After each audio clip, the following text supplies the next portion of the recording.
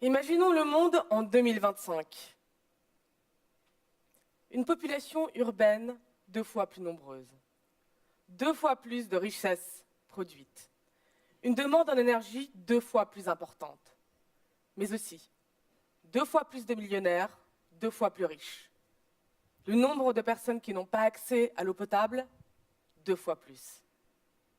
Et le nombre de déchets produits quotidiennement, 2 fois plus également.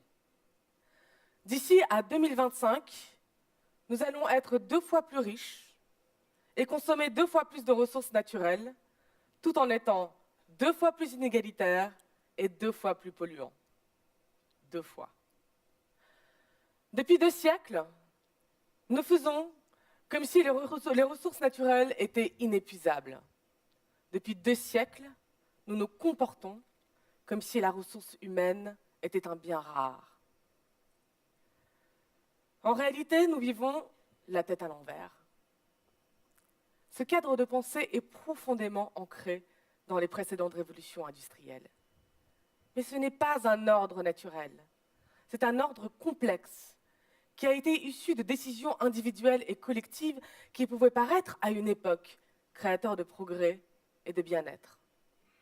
Mais aujourd'hui, cet ordre, ou plutôt ce désordre, est une véritable épée de Damoclès au-dessus de notre tête.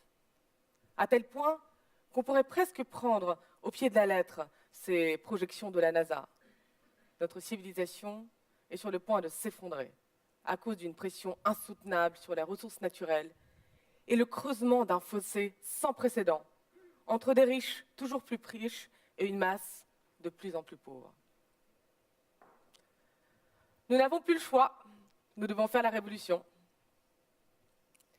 Mais pas la révolution au sens de renversement de tout ce qui est, ni un retour à un Éden pré-technologique fantasmé.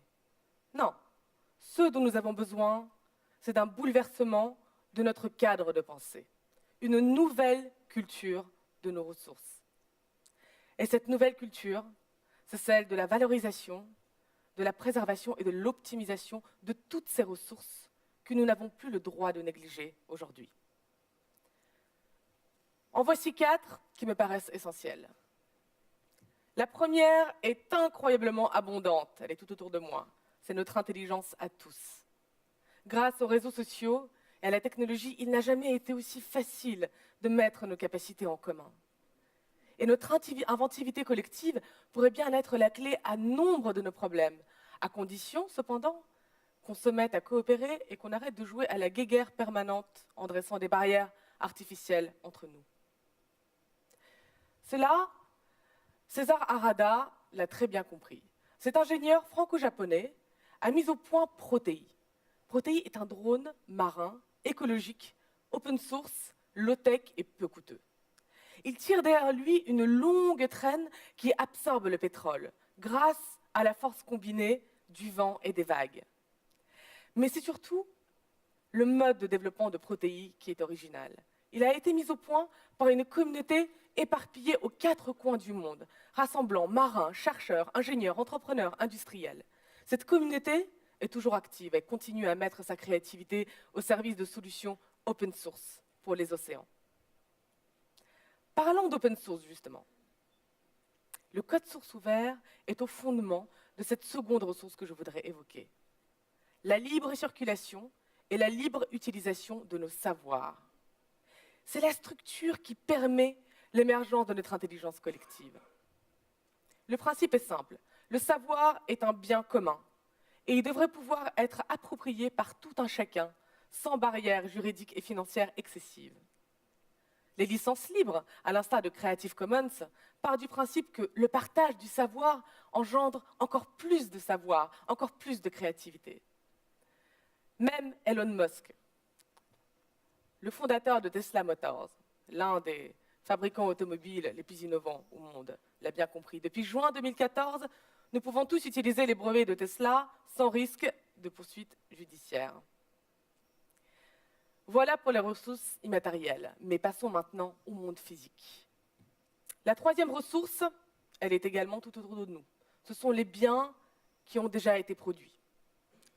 Il s'agit d'éviter d'en produire de nouveaux et de gaspiller de nouvelles ressources alors que le capital existant n'est pas utilisé à sa pleine capacité. Par exemple, le covoiturage et l'autopartage permettent d'optimiser le parc automobile existant. Blablacar, le champion européen du covoiturage, transporte plus de 2 millions de personnes par mois sans détenir aucune voiture. Un service d'autopartage de la baie de San Francisco à but non lucratif a estimé que rien qu'en 2013, son utilisation a permis l'économie de plus de 30 000 tonnes d'émissions de CO2. Malheureusement, nous n'allons pas arrêter de produire les déchets du jour au lendemain. Chaque Français produit plus de 450 kg de déchets par an. Mais si le déchet est réinjecté sous une forme ou une autre dans le cycle de production, il peut devenir une ressource, cette quatrième ressource paradoxale dont je vais parler. Lorsqu'on ne peut pas éviter de produire des déchets en amont, on ne devrait pas produire de déchets qui ne puissent être soit réutilisés, soit recyclés. C'est ainsi qu'est conçue la WAFAT, cette imprimante 3D qui est fabriquée uniquement à partir de déchets électroniques. Tous ces projets, ce sont des acteurs clés du bouleversement culturel dont nous avons tant besoin.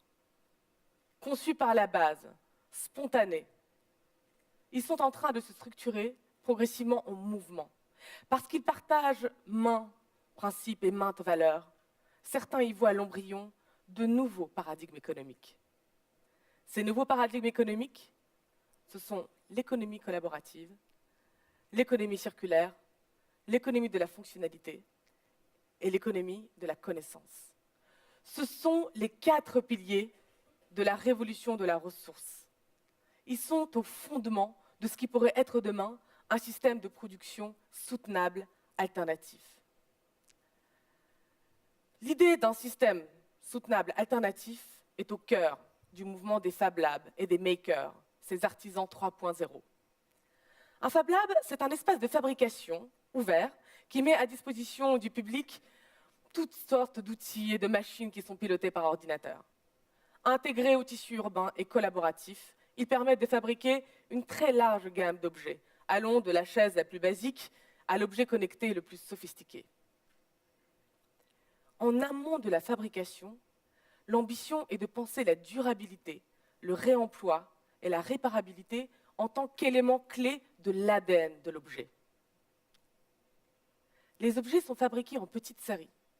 Ils sont évolutifs et ils peuvent être réemployés et réparés par tout un chacun. Ceci est facilité par l'existence d'une communauté internationale du partage de savoir qui met en commun, souvent open source d'ailleurs, des plans de fabrication et des designs qui ouvrent un espace inexploré pour le réemploi et la réutilisation des objets.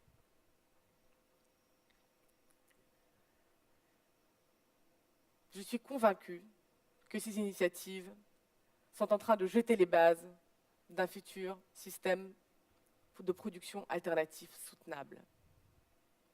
Mais soyons honnêtes, pour l'instant ce n'est qu'un mouvement naissant et il faut attendre quelques années avant qu'il puisse combler ne serait-ce qu'une partie de notre production. Pour réaliser le basculement vers un système global soutenable, nous avons besoin de ceux qui détiennent aujourd'hui les rênes de la production industrielle et de la gestion des déchets. Nous avons besoin des grandes entreprises et des pouvoirs publics pour entamer une transition à grande échelle, c'est-à-dire de ceux qui sont le moins habitués au changement rapide et agile. Alors, comment les faire bouger? Comment les inciter à investir des montants parfois colossaux pour chambouler tout un système qui fonctionne bien, en tout cas de leur point de vue? La bonne nouvelle, c'est que les paradigmes économiques dont je vous ai parlé sont un véritable gisement d'économie. Il suffit d'avoir une vision de long terme et un peu radicale. Cette vision de long terme et radicale, c'est celle qui a poussé Ellen MacArthur, l'une des plus célèbres navigatrices britanniques, à créer la fondation Ellen MacArthur, qui milite pour le passage à un paradigme économique global et radical fondé sur l'économie circulaire.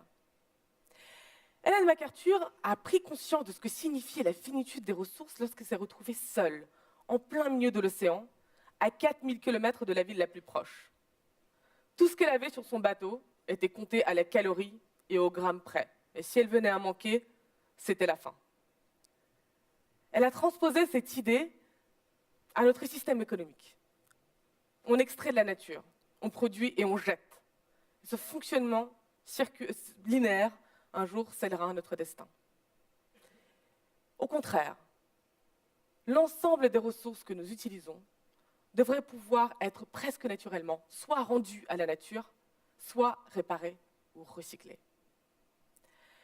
Mais les véritables arguments de la Fondation sont beaucoup plus pragmatiques.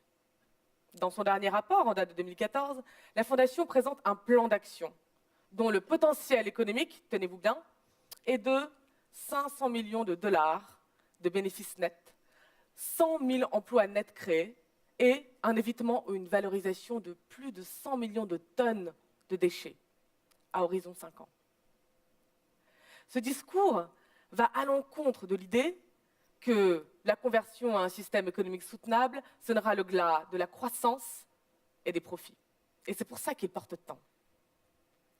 Capanori, une petite ville dans la province de Lucque en Italie, a choisi de s'orienter dans une démarche zéro waste en 2007, avec l'objectif de réduire drastiquement le gaspillage des ressources et aussi les déchets qui ne sont ni réutilisés ni recyclés. 2 ans plus tard, en 2009 donc, la ville a réalisé 2 millions d'euros d'économies qu'elle a pu réinvestir dans de nouveaux équipements. Ces nouveaux équipements, à leur tour, ont permis de diminuer la facture d'enlèvement des déchets de 20% pour les citoyens. Tout ça en créant des emplois. Mais n'en déplace aux économistes classiques, le seul critère économique est rarement un mobile suffisant pour notre action. Évidemment, ça n'était pas du tout suffisant pour Capanori, ce n'est pas non plus suffisant pour les entreprises. Il faut avoir une vision sociale et environnementale. Le cas de Patagonia est de ce point de vue exemplaire. Cette entreprise californienne a été créée en 1973. Elle fabrique des vêtements techniques, uniquement à partir de matières recyclées ou biologiques. Le critère, la mission sociale et environnementale est clairement intégrée dans sa stratégie. Cela l'amène à prendre quelquefois des décisions qui pourraient paraître légèrement dommageables à son intérêt économique immédiat, comme par exemple le fait d'encourager ses clients à acheter d'occasion au lieu d'acheter neuf.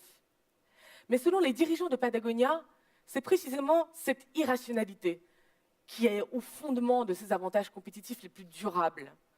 Par exemple, la rétention des clients et des meilleurs employés. Tous ces projets, MacArthur, Patagonia, Capanori, et encore beaucoup d'autres que je ne peux citer aujourd'hui malheureusement, sont une véritable source d'inspiration pour nous. Mais ils sont encore trop peu nombreux. Il ne suffira pas qu'une ou deux entreprises se convertissent à un système d'exploitation circulaire. Il ne suffira pas que quelques villes éparpillées dans le monde choisissent de s'engager dans une démarche zéro waste. Toutes les initiatives locales et distribuées ne suffiront pas pour nous faire basculer dans la troisième révolution industrielle. La révolution des ressources viendra de toutes ces actions combinées et multipliées non pas par 2, mais par 1000, par 1 million, par 1 milliard. Nous devons aujourd'hui prendre conscience que ce n'est pas de petits arrangements diplomatiques locaux dont nous avons besoin, mais d'une véritable stratégie de guerre totale. Et le Ressources Révolution Tour est, je l'espère, un coup de canon qui annonce la grande bataille. Merci.